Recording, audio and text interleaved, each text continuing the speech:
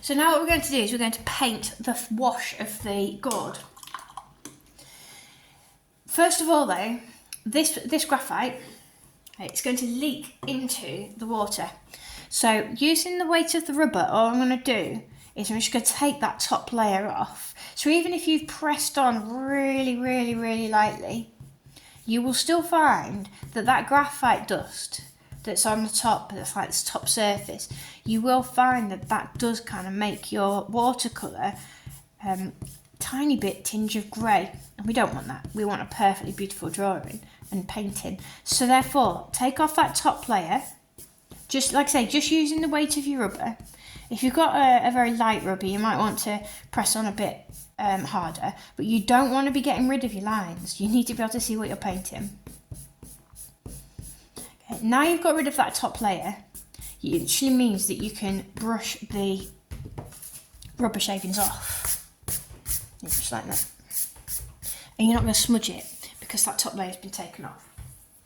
And what we're going to do, you're going to mix the colour that you need for your pumpkin. So the watercolours that I'm going to use are here. So again, you've got to think about what colour it is that you need. We're going for a bit of a very pale yellow. So all I'm going to do is I'm going to use a yellow. Okay. I'll put that into my palette.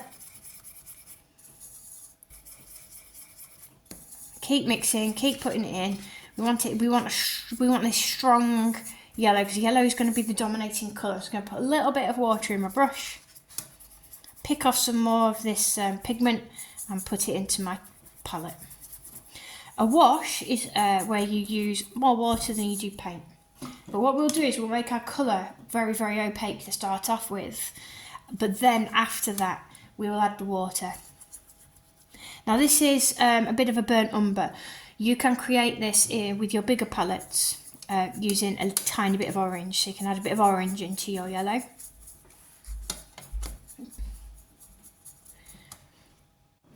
And then finish on white.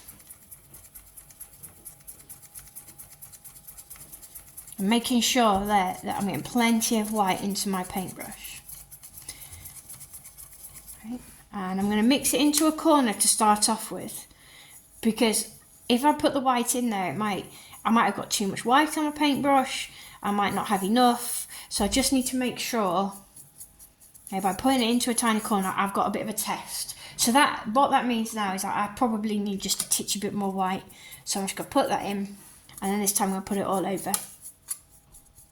Okay, and now my water is discoloured, but that doesn't matter, it's discoloured with the colour that I need to use. So therefore I just add a tiny bit of water into it, so we're creating that wash.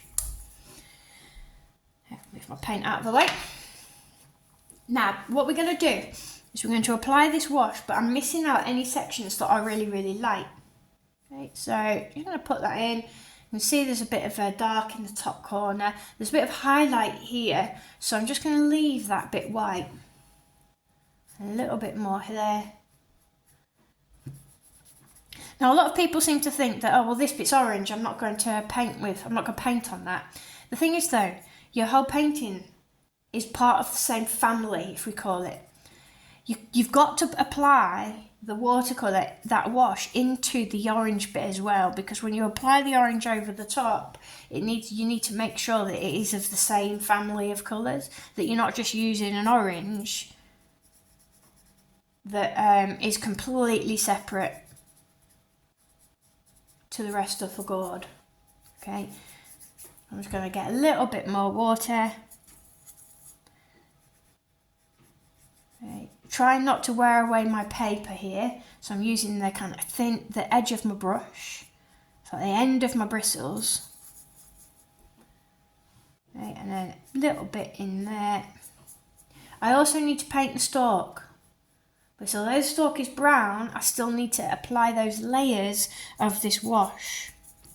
Now if you're like me, there, I've not mixed enough, then we just go back. I'm not going to completely use up this colour in the palette, because I need to kind of match it against that. When you apply it to the paper, it changes the colour ever so slightly. So I'm just going to mix my colour a little bit further along this time.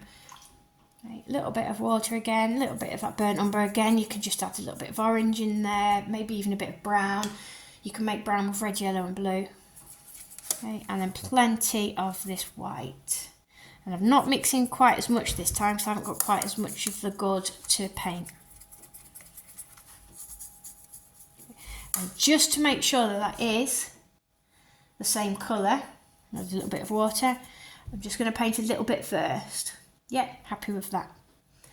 And again, we're painting where the shadows are and leaving some of it with a little bit of a highlight.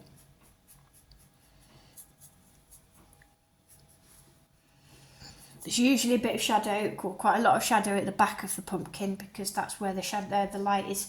The shadows are created by the stalk. So I'm going to apply a little bit more there, and there's a kind of some shadows around these bumps of the gourd too. So I'm going to apply a little bit more.